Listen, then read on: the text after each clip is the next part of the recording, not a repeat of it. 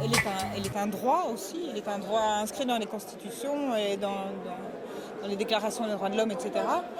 Donc voilà, il ne s'agit pas de l'amendier, il s'agit simplement de revendiquer un Toutes les droit. personnes doivent pouvoir avoir un filet de protection parce qu'aujourd'hui, on ne peut pas dire que ce sont les personnes qui sont en responsabilité de ne pas trouver de l'emploi, d'être malades ou de se retrouver en train de frapper à la porte du CPAS et qu'elles sont directement responsables de cette situation.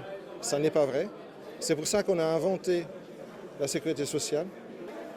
Et si nous nous battons pour ce système ici en Belgique, en même temps nous pouvons nous battre pour avoir le même type de protection sociale à l'étranger. La protection du travail, la protection du droit social, c'est aussi passer par le milieu judiciaire. Et donc on ne peut pas continuer à faire ce qu'on fait actuellement non plus dans notre pays où on définance totalement l'institution qui est pourtant un fameux contre-pouvoir. Et si elle n'a plus les moyens ni humains ni financiers de jouer son rôle, c'est un recul démocratique. Je mets donc cette protection sociale avec une belle couleur à cet endroit-là, le temps qu'il faudra. Je pense que quand on parle d'internationalisation, c'est vrai qu'il y a des expériences que le MOC d'ailleurs mène dans certains pays en Afrique pour essayer d'implanter une base de sécurité sociale, puisqu'on est très loin de ce qu'on défend nous ici. Ben ça, c'est vraiment un combat de tous les jours aussi. Donc moi, ce qui m'intéresse surtout, c'est la protection sociale des travailleurs pauvres dans les pays comme le Bangladesh et dans le secteur du vêtement particulièrement. Moi, j'aimerais à l'avenir développer des filières d'achat de vêtements qui soient des vêtements durables et qui respectent les travailleurs de très loin et qui respectent aussi leurs familles. Et je suis pour la protection sociale pour tous.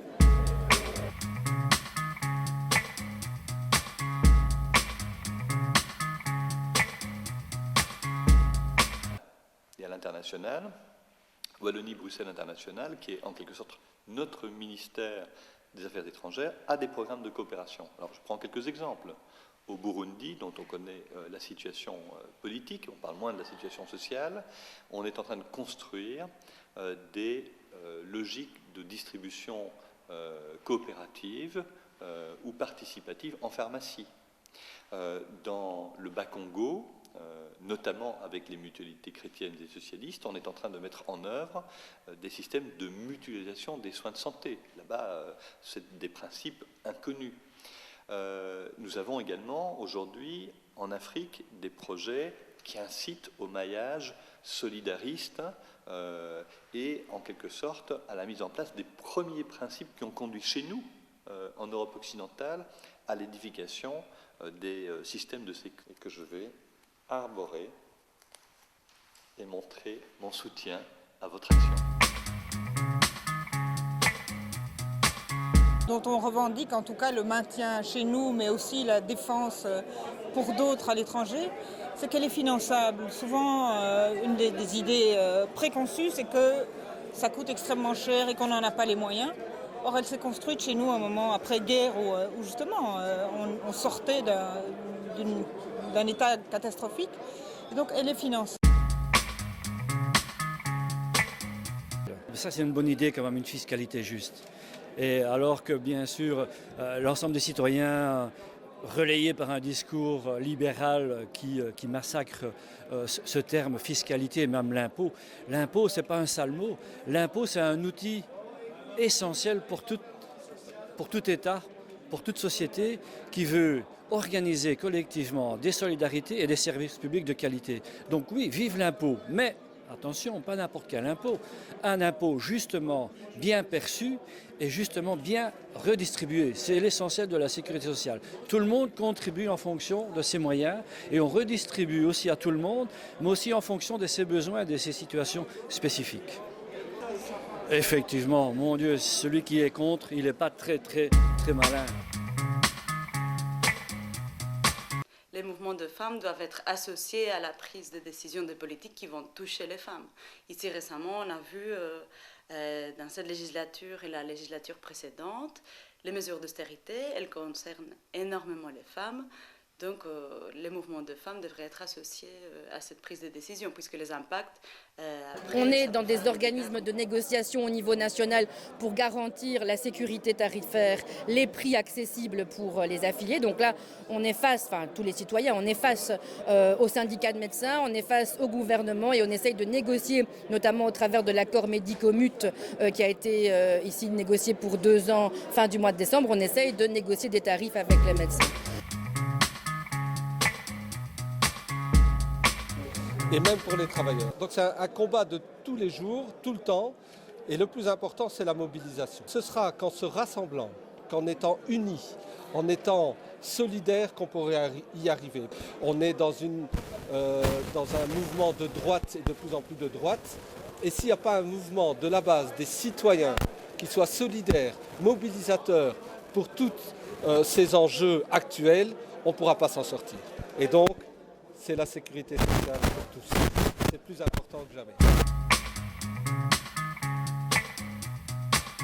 Liées à la protection sociale qui, comme on le sait ici, sont quand même remises sérieusement en question. On est ici en situation Donc on oublie bien souvent l'importance de la protection sociale, mais sans la protection sociale, on n'aurait pas les congés payés qui nous sont octroyés depuis quelques années, depuis des dizaines d'années maintenant.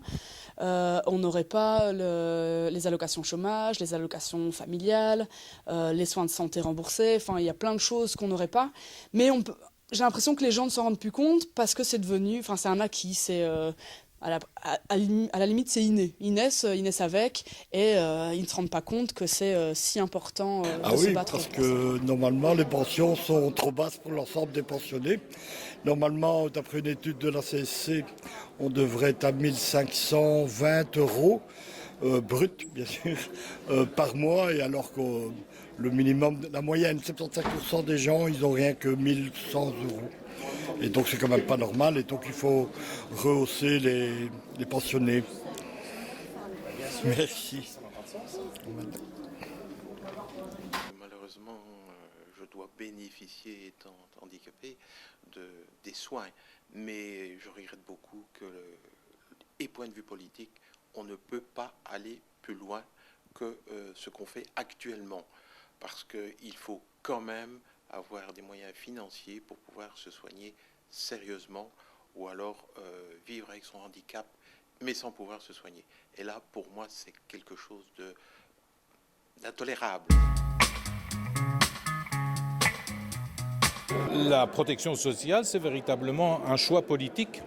Je crois qu'il y a énormément de monde énormément de personnes qui restent sur le bord du chemin et qu'il faut remettre sur les rails, non pas en faisant le travail à leur place, je dirais, mais en leur donnant les moyens de leur autonomie. Et la protection sociale, c'est effectivement l'un de ces moyens. Alors, ce sont des choix politiques, effectivement, je l'ai dit, de l'argent, il y en a, mais il y a des priorités. Et très clairement, celle-là en est